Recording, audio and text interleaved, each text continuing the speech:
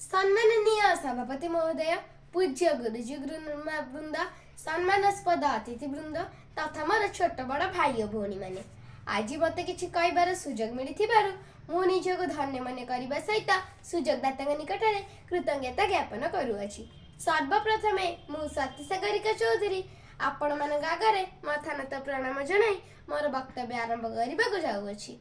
आज विषय वस्तु हो छात्र जीवन में मोबाइल भूमिका। वर्तमान जुग को मोबाइल जुग कहले अत्युक्ति हेब नाही।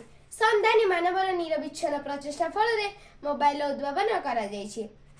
सांप्रतिक समय रे आम दैनंदिन जीवन सबुठ बड़ आवश्यकता हेउछि mobile phone. Alexander Graham Bell telephone यंत्र उद्भावन करथिले। 1973 मसीह प्रथम मोबाइल जॉन एफ मिचेल एवं मार्टिन कूपर द्वारा उद्भावित होइथिला।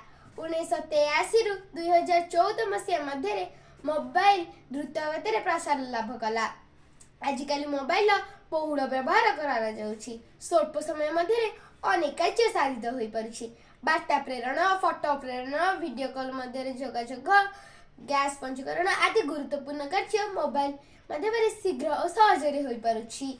मोबाइल को विज्ञानर वरदान कहले अत्युक्ति हेब नाही। आधुनिक जुगे मानव कल्याणे मोबाइल लागू थाए।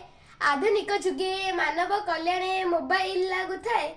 सुखी चली जाए मानव समाज उपकार केते पाए। सुखी चली जाए मानव समाज उपकार केते पाए। विज्ञानर मोबाइल छात्र छात्री मानकर जीवन में जेतिक उपकार करे तार असत उपयोग करने द्वारा ता अभिशाप मध्य पलटि जाई पारे। गाड़ी चलाइबा समय रे मोबाइल व्यवहार करने द्वारा अनेक समय देखा जाए दुर्घटना घटी जीवन हानि घटुछि।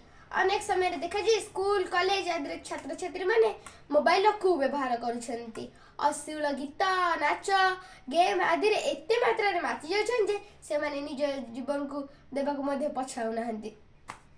हित कि अहित मोबाइल मित जानी भी मनुष्य चित्त। हित कि अहित मोबाइल मित जानी भी मनुष्य चित्त। तथापि ताठारु हुए ना विचित होई थाए पथच्युत। तथापि ताठारु हुए ना विचित होई थाए पथच्युत। मोबाइल द्वारा पिला मानकर ऑनलाइन पाठ पढ़ा, एम्बुलेंस सेवा, पुलिस सेवा आदि कार्य संपूर्ण हो पड़ुछि। आहुरी मध्य मोबाइल द्वारा घरे बसी लोक माने देश विदेशर खबर सब जानि पारुछन्ति। मोबाइल पाखरे थिले मनुष्य तक एका मन करू नाही। आमर मोबाइल दुईटी रूप आम सम्मुखरे दंडायमान होइछि। कहिबा बाहुल्य जे मोबाइल हमको निकटतर कर देउछि। जेपरिक समस्त क्रियार विपरीत प्रतिक्रिया थाए सेहीपरि मोबाइल मध्य विपरीत रही। मोबाइल आजिकल लोक मैंने निजक जेतिक समय दौना मोबाइल ताठारो अधिक समय दौरान। व्हाट्सएप, फेसबुक आदि एते मात्रा रे माति जाउछन जे से माने निजर कर्तव्य करबा को मध्य भूली जाउछन्ती। अश्लील गीत, फोटो, नाच देखी से माने छात्र माने आजिकल पथभ्रष्ट हो जाउछन्ती। आजिर समाज मोबाइल जो नष्ट हेबार लागिछि।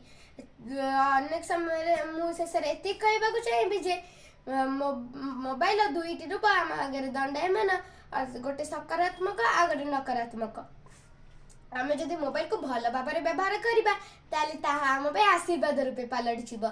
जदि आम ताको खराब बाटर व्यवहार करबा ताहा आम पे अभिशाप मध्य पलटि जाई परिबो। मु एति कहि मोर वक्तव्य को शेष करूछि। जय हिंद। भारत माता की जय। धन्यवाद।